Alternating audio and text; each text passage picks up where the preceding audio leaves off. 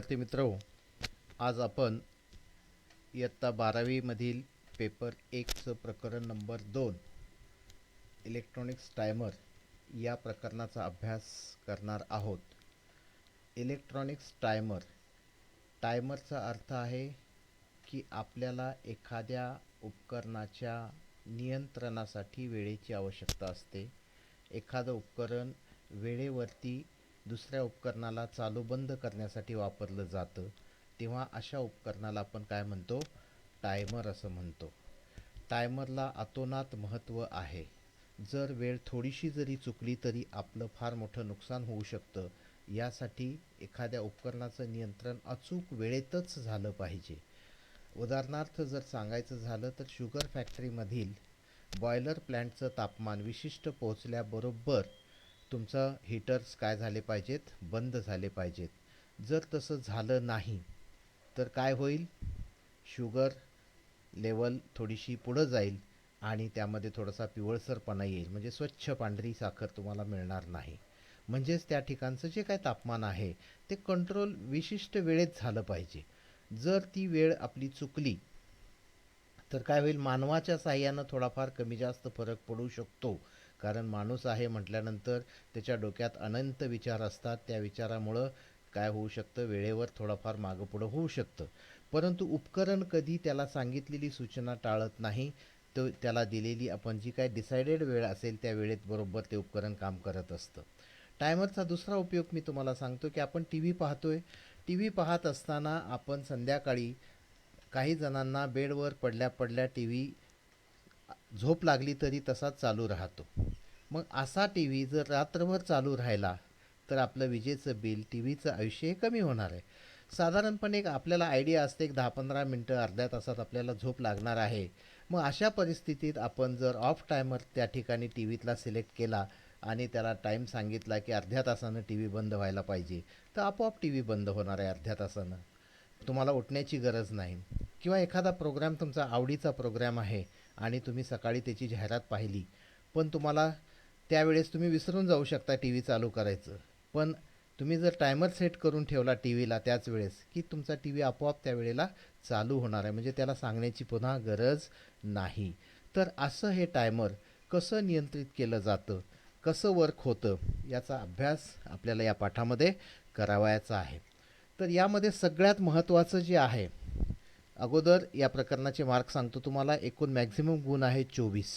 या 24 गुणाची विभागणी या पद्धतीनं पेपरमध्ये केलेली असते. 1 गुणाचे 4 प्रश्न आहेत, 3 गुणाचे 2 प्रश्न आहेत, 4 गुणाचे 2 प्रश्न आहेत आणि 6 गुणाचा 1 प्रश्न आहे. असे टोटल याची बेरीज जर केली तर ती 24 येते. पेपर 1 मधलं पहिलं प्रकरण जे आपण पाहिलं ओपॅम्प, ते सर्वात जास्त मार्काला होतं, 30 मार्काला, आणि हे प्रकरण आहे 24 मार्काला. असे हे 54 मार्क तुमचे या दोन प्रकरणामध्ये पेपर 1चा अभ्यास आपला पूर्ण होणार आहे. एवढे 2 प्रकरणं जरी केले तरी 80 पैकी 54 मार्क तुम्हाला मिळू शकतात, हे लक्षात घ्या. एकूण पुढचे 5 प्रकरणं जर आपण नाही केले तरी मार्क मिळण्याच्या दृष्टीनं, पण आपल्याला तसं करायचं नाही आहे. आपल्याला सर्व पाठाचा अभ्यास करायचा आहे. त्यामध्ये आता हे दुसऱ्या प्रकरणामध्ये टायमर आपण पाहतोय. या टायमरमध्ये वेळ मिळवण्यासाठी आपण काय वापरतो? तर इलेक्ट्रॉनिक्स कॉम्पोनंट वापरतो, आणि ते म्हणजे सर्वात महत्त्वाचा कॉम्पोनंट आहे ज्याचं नाव आहे कॅपॅसिटर, ज्याचा अभ्यास आपण गतवर्षी 11वीमध्ये केलेला आहे. कॅपॅसिटर हे एक असं साधन आहे की त्याच्यामध्ये काय करू शकतो? चार्ज साठवून ठेवला जाऊ शकतो आणि पाहिजे त्यावेळी तो आपल्याला वापरता येतो. तर अशा या कॅपॅसिटरचं चार्जिंग आणि डिस्चार्जिंग रोधामधून कसं होतं यासाठी मी तुम्हाला 2 व्हिडिओ दाखवतो. कॅपॅसिटर चार्ज होताना काय होतं आहे आणि कॅपॅसिटर डिस्चार्ज होताना काय होतं, हे या 2 व्हिडिओतून तुमच्या लक्षात येईल. चार्जिंग होते वेळेस चार्ज कसा वाढत जातो, त्यावेळेस इलेक्ट्रॉन्स कसे कुठल्या टोकाकडून कुठल्या टोकाकडं वाहतात, त्याचा वेग काय असतो, या सगळ्या बाबीचं निरीक्षण तुम्ही या व्हिडिओमध्ये करायचं आहे. त्यामध्ये पहिला व्हिडिओ आहे चार्जिंगचा. आता या चार्जिंगच्या व्हिडिओमध्ये पहा, 2 प्लेट आहेत. कॅपॅसिटर म्हणजे काय? तर 2 प्लेट आहेत, वाहकाच्या 2 पट्ट्या आहेत. त्या वाहकामध्ये, वाहक आहे म्हटल्यानंतर कुठल्याही पदार्थाच्या अणूमध्ये प्रोटॉन, न्यूट्रॉन आणि इलेक्ट्रॉन्स असतात. केंद्रकामध्ये कोण असतं? तर प्रोटॉन आणि न्यूट्रॉन असतात. बाहेर कोण असतं? इलेक्ट्रॉन्स असतात. त्याचा भार कसा असतो? प्रोटॉनचा आणि इलेक्ट्रॉनचा भार सारखा असतो. तर या प्लेटवर पॉझिटिव्ह आणि निगेटिव्ह हा चार्ज जर पाहिला तर तो सारखा आहे. याही प्लेटवर सारखा आहे, म्हणून आपल्याला ही प्लेट धन किंवा ऋण दाखवत नाही. याला आपण काय म्हणतो, न्यूट्रल असं म्हणतो. सुरुवातीला दोन्ही प्लेटवर न्यूट्रल चार्ज आहे. पण आपण जेव्हा असा कॅपॅसिटर एका रेझिस्टन्समधून बॅटरीसोबत जोडतो, त्यावेळेस या बॅटरीत असलेल्या पॉवरमुळं काय होतं, हे इलेक्ट्रॉन्स उत्सर्जित होतात, बाहेर काढले जातात. का बाहेर काढले जातात, तर इलेक्ट्रॉन्सला जायचं आहे कुणीकडं, पॉझिटिव्हकडे जायचं असतं. ह्याच्यातून तर मध्ये काय, मध्ये अवाहक पदार्थ आहे, इथून इकडं तर जाऊ शकत नाही ते. मग अशा वेळी जर मी हे सर्किट रन केलं किंवा हा व्हिडिओ जर चालू केला, तर काय होतंय पहा, इथले इलेक्ट्रॉन्स, त्याचा वेग पहा, त्याचबरोबर इथं आलेखाकडं पण पहा. आणि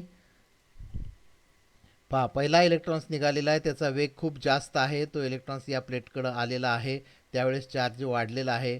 पुन्हा दुसरा निघालेला आहे, त्यावेळेस परत त्याचा वेग पहिल्यापेक्षा थोडासा कमी झालेला आहे, त्यावेळेस परत चार्ज वाढलेला आहे, हा क्यू, आणि या ठिकाणी टी आहे.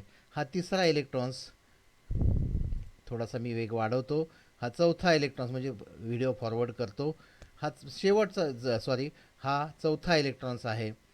याचा वेग पहिल्यापेक्षा खूप कमी झालेला आहे, चार्ज इथपर्यंत आलेला आहे, त्यासाठी एवढा वेळ लागलेला आहे, इथून ते इथपर्यंतचा वेळ लागलेला आहे. हा सगळ्यात शेवटचा इलेक्ट्रॉन्स, या शेवटच्या इलेक्ट्रॉन्सला येण्यासाठी खूप संथ गतीनं येतोय. तो का संथ गतीनं येतोय, तर त्याचं कारण आहे की या ठिकाणी इलेक्ट्रॉन्स वाढलेले आहेत, आणि इलेक्ट्रॉन्स दोन्ही कसे झाले, ऋण ऋण झाले, म्हणजे सजातीय झाले, एका जातीचे झाले.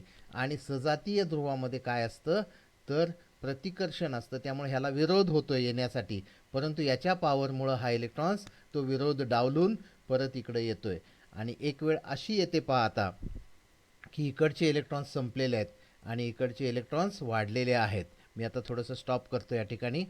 तर आता हे पहा, या ठिकाणी पॉझिटिव्ह सगळे राहिले या प्लेटवर, म्हणजे ही प्लेट धनभारित झाली, आणि ही खालची प्लेट, हे वरचं सगळं झिरो आहे समजूया आपण, काहीच नाही आहे, म्हणजे राहिले काय, तर निगेटिव्ह राहिलं, म्हणजे ही प्लेट ऋणभारित झाली.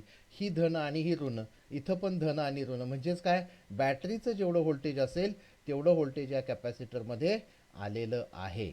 त्यावेळेस या ठिकाणी चार्ज इतका झालेला आहे, मॅक्झिमम चार्ज आहे हा. याच्यानंतर मात्र तुम्ही किती जरी वेळ असं सर्किट चालू ठेवलं तरी हे काय होणार आहे, या ठिकाणी चार्ज एवढाच मिळालेला आहे तुम्हाला, कारण त्याची कमाल मर्यादा संपलेली आहे, गाठलेली आहे कॅपॅसिटरने. आता हे झालं चार्जच्या बाबतीत.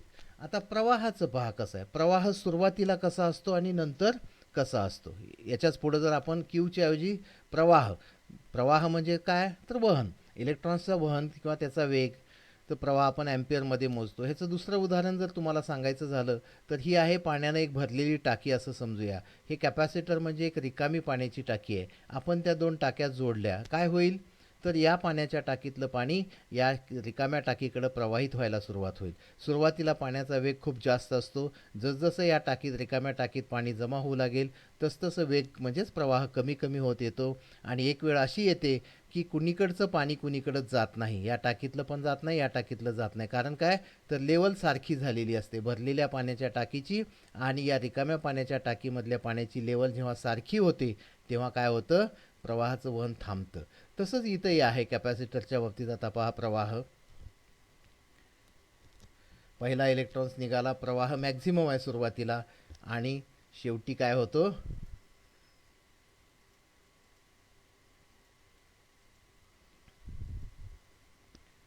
जेव्हा सर्व शेवटचा इलेक्ट्रॉन्स येतो त्यावेळेस प्रवाह काय झालेला असतो, झिरो झालेला असतो. तर अशा पद्धतीनं आपण काय करतो, कॅपॅसिटरचं चार्जिंग होतं. म्हणजे काय होतं, तर इकडचा सप्लाय या कॅपॅसिटरच्या दोन प्लेटमध्ये साठवला जातो किंवा स्टोअर होतो. आता शून्यापासून इथपर्यंतच्या वेळेमध्ये, या पॉईंटच्या वेळेमध्ये काहीतरी वेळ लागलेला आहे. प्रत्येक वेळी काय, व्होल्टेज वेगळं आहे. समजा या वेळेला जर मी मोजायलं तर एवढं व्होल्टेज करंट आहे, या वेळेला मोजलं तर एवढं आहे. तर अशा पद्धतीनं प्रत्येक वेळी चार्ज किंवा व्होल्टेज हे काय, कॅपॅसिटर भोवती वेगवेगळं आहे. तर आता हा झाला चार्जिंगच्या बाबतीत. आता डिस्चार्जिंगच्या बाबतीत मी काय होते पाहूया आपण. आता हा डिस्चार्जिंगचा इथं आहे. डिस्चार्जिंगमध्ये काय, तर पूर्ण कॅपॅसिटर चार्ज आहे, मगाशी आपण केलेला चार्ज आहे, याला बॅटरी काढून टाकलेली आहे. आता आपण रेझिस्टन्स जोडला आहे फक्त या दोन प्लेटमध्ये. या ठिकाणी निगेटिव्ह प्लेट चार्ज आहे, या प्लेटवर पॉझिटिव्ह चार्ज आहे. अशा वेळेस जर आपण हा रेझिस्टन्समधून सर्किट चालू केलं तर काय होईल, हे इलेक्ट्रॉन्स या पॉझिटिव्हकडं आकर्षित होतील किंवा परत जातील. कारण काय, ऋणला पॉझिटिव्हकडं आकर्षण असतं, त्यामुळे ते इलेक्ट्रॉन्स तिकडं प्रवाहित होतात. आता यावेळीही त्याचा वेग पहिल्यांदा इकडं विरोध कोणाचाच नाही आहे, सगळे पॉझिटिव्ह आहेत, येणाऱ्या इलेक्ट्रॉन्सचं स्वागतच करणार आहेत, त्यामुळं ते काय होतं, वेगात जाते. पण जसजसे 2-3 इलेक्ट्रॉन्स इकडे येतात तसे पुढच्या इलेक्ट्रॉन्सला ते येऊ देण्यास काय करतात, विरोध करतात. तेही पहा. हे पहा, पहिला इलेक्ट्रॉन्स वेगात निघाला, चार्ज या ठिकाणाहून कमी व्हायला सुरुवात झाली, चार्ज दुसऱ्या वेळेस परत कमी झाला, त्यासाठी काहीतरी वेळ लागला, तिसऱ्या वेळेस परत चार्ज कमी होईल. हा तिसरा इलेक्ट्रॉन्स चौथा निघालेला आहे, हा शेवटचा इलेक्ट्रॉन्स निघालेला आहे. त्यावेळेस काय झालं, कमाल मर्यादेपासून चार्ज कोणीकडे आला, शून्याकडं वाढत गेला. आणि एक वेळ अशी येते की सगळे इलेक्ट्रॉन्स इकडे येतात आणि त्यावेळी चार्ज काय झालेला असतो, संपलेला असतो. आता याच्यामध्येही हे झालं चार्जच्या बाबतीत. आणि प्रवाहाच्या बाबतीत प्रवाह सुरुवातीला जास्त असतो, नंतर असा सेमच आलेख मिळणार. इथं आय झालं, क्यूच्या ऐवजी काय लिहिलं, फक्त आय लिहिलं, त्यामुळं प्रवाह काय झाला, हळूहळू कमी कमी होत आला. आणि अशा रीतीनं तुमचा कॅपॅसिटर चार्ज आणि डिस्चार्ज होत असतो. कॅपॅसिटर चार्जिंग आणि डिस्चार्जिंगच्या वेळेस, मी आता थांबवतो जरा याला, कॅपॅसिटर चार्जिंग आणि डिस्चार्जिंग होत असताना त्या कॅपॅसिटर भोवती किंवा दोन प्लेटमध्ये प्रत्येक वेळी वेगळं व्होल्टेज असतं. विशिष्ट वेळेचं व्होल्टेज काढण्यासाठी आपण काय वापरतो, टाईम कॉन्स्टंटचं सूत्र वापरतो. वन टाईम कॉन्स्टंट म्हणजे काय, टी बरोबर आर सी. आर सीच्या साह्यानं आपण ह्या रेझिस्टन्स आणि कॅपॅसिटरच्या किमतीच्या साह्यानं आपण काय करत असतो, टाईम कॉन्स्टंट काढत असतो. तर वन टाईम कॉन्स्टंटची व्याख्या काय पहा. वन टाईम कॉन्स्टंटची व्याख्या अशी सांगितलेली आहे. या वन टाईम कॉन्स्टंटमध्ये काल स्थिरांक ज्याला म्हणतो, कॅपॅसिटर डी सी सप्लायला रोधातून जोडला जातो तेव्हा काय होईल, चार्ज व्हायला सुरुवात होईल, किंवा रोधातून ग्राउंड टोकाला जोडला जातो तेव्हा काय होईल, डिस्चार्ज व्हायला सुरुवात होतो. तर अशा या कॅपॅसिटरचा वन टाईम कॉन्स्टंट काढण्यासाठी आपण व्याख्या अशी लिहितो की जेव्हा एखादा कॅपॅसिटर रोधादरम्यान चार्जिंगसाठी जोडला जातो, बॅटरीसोबत जोडला जातो रोधातून, तेव्हा त्याच्यामध्ये 63.28% इतकं व्होल्टेज येण्यासाठी जो काही वेळ लागतो, त्या वेळेला वन टाईम कॉन्स्टंट असं म्हणतात. किंवा दुसऱ्या पद्धतीनं सांगायचं झालं की पूर्ण चार्ज झालेला कॅपॅसिटर आहे, तो जेव्हा रेझिस्टन्समधून डिस्चार्जिंगसाठी जोडला जातो, त्यामध्ये बॅटरी काढून टाकलेली असते, त्यावेळेस काय होईल, रेझिस्टन्समधून डिस्चार्ज व्हायला सुरुवात होईल. आणि जेव्हा अशा जोडणीला आपण जेव्हा त्याच्या भोवती 36.72% इतकं व्होल्टेज येतं, म्हणजे 100%पासून हळूहळू कमी होत येणार आहे, त्याच्यामध्ये 36.72% इतकं व्होल्टेज जेव्हा राहतं, तेव्हा जो काही वेळ लागेल त्या वेळेला काय म्हणतात, वन टाईम कॉन्स्टंट असं म्हणतात.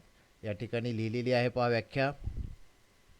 कॅपॅसिटरला लावलेल्या डी सी सप्लायच्या 63.28% एवढ्या व्होल्टेजपर्यंत लावलेल्या, म्हणजे आपण बॅटरीतून किती दिलं, समजा 10 व्होल्ट दिलेलं असेल बॅटरी, तर किती येणार त्याच्या टक्के, 63.28, 10च्या 6.328 एवढं व्होल्टेज येण्यासाठी. किंवा कॅपॅसिटर पूर्ण चार्ज झालेला 100%, त्याला डिस्चार्ज होण्यासाठी म्हणजेच काय, 36.72%, 100 व्होल्ट असेल किंवा 10 व्होल्टपर्यंत कॅपॅसिटर चार्ज झालेला असेल, तर त्याचं व्होल्टेज हळूहळू कमी होत येणार आहे. कमी होत येत असताना 3.672 केव्हा येईल, त्यासाठी जी काही वेळ लागेल त्या वेळेला काय म्हणतात, वन टाईम कॉन्स्टंट असं म्हणतात. तर अशा या कालस्थिरांकावरून आपण रेझिस्टन्स आणि कॅपॅसिटरच्या योग्य किमती ठेवून आपल्याला पाहिजे तो वेळ आपण सहजरित्या मिळवू शकतो. काही मिलीव्होल्टपासून काही तासापर्यंतची वेळ, अगदी अचूक वेळ या डी सी टायमरच्या साह्यानं आपल्याला मिळत असते. तर आता टायमरचे जे प्रकार आहेत ते दोन प्रकार आहेत, एक ए सी टायमर आणि डी सी टायमर. ए सी टायमर म्हणजे काय, तर ए सी सप्लायवर जे कार्य करतात त्याला आपण ए सी टायमर असं म्हणतो. डी सी टायमर म्हणजे काय, तर जे डी सी सप्लायवर कार्य करतात त्यांना डी सी टायमर असं म्हणतो. ए सी टायमरच्या तुलनेत डी सी टायमर हे कधीही चांगले असतात. कारण काय, तर हे तर कमी सप्लायवर कार्य करतात, याच्यातून मिळणारी जी वेळ आहे ती अगदी ॲक्युरेट असते. ए सी टायमरच्या तुलनेत डी सी टायमरच्या वेळेची अचूकता ही खूप जास्त असते. तर अशा या डी सी टायमरचे आणखीन टायमरचे आणखीन किती प्रकार आहेत, तर टायमरचे आणखीन बरेच प्रकार आहेत. आपण सिंक्रोनस टायमर वापरतो, हवेच्या प्रेशरवर चालणारे टायमर वापरतो, यांत्रिक टायमर वापरतो. आपण पेट्रोल पंपावर पाहतो पहा, आता हवा भरताना काय ते योग्य हवा सेट करून ठेवलेली असते. समजा 32वर आपण सेट केली आणि 32 जेव्हा हवा त्या टायरमध्ये होईल तेव्हा तो आपोआप काय होतो, ट्विन ट्विन ट्विन ट्विन वाजायला सुरुवात होते, म्हणजे हवा आपोआप सोडणं बंद होतं. तर तो पण एक टायमरचाच प्रकार आपण म्हणू शकतो. यांत्रिक टायमर आहे, मेकॅनिकल टायमर. पूर्वीचे जे घड्याळ होते चावीवर आपण फिरवताना, ती चावी फिरवली की आपण आपलं घड्याळ चालू व्हायचं आणि हळूहळू चावी सुटत जायची, म्हणजेच आतली टेन्शन कमी होत जायचं, पुन्हा आपल्याला चावी द्यावी लागायची. तर या पद्धतीने यांत्रिक टायमर आहेत, मॅग्नेटिक टायमर आहेत, थर्मल टायमर आहेत, इलेक्ट्रॉनिक्स टायमर आहेत. तर आपल्याला ह्या पाठाचं नावच आहे इलेक्ट्रॉनिक्स टायमर. या इलेक्ट्रॉनिक्स टायमरचे फायदे काय आहेत, तर एक तर आकारानं लहान आहेत, वजनानं हलका आहे, कमी विद्युत शक्तीवर कार्य करतात, कार्यकाल जास्त आहे, डिले वेळ अचूक आहे, जास्त विश्वसनीयता आहे. तर अशा या टायमरसाठी एक प्रचलित आय सी आहे, जिला टायमर आय सी म्हणून ओळखलं जातं. त्याचं नाव आहे 555, आय सी 555 नावानं ओळखली जाते. या आय सी 555ची 741 प्रमाणच रचना आहे, फक्त पिन्स वेगळ्या आहेत, अंतर्गत रचना वेगळी आहे. तर अशा या 555 आय सीची अंतर्गत रचना आपण पुढच्या तासाला पाहणार आहोत. या ठिकाणी मी थांबतो. धन्यवाद.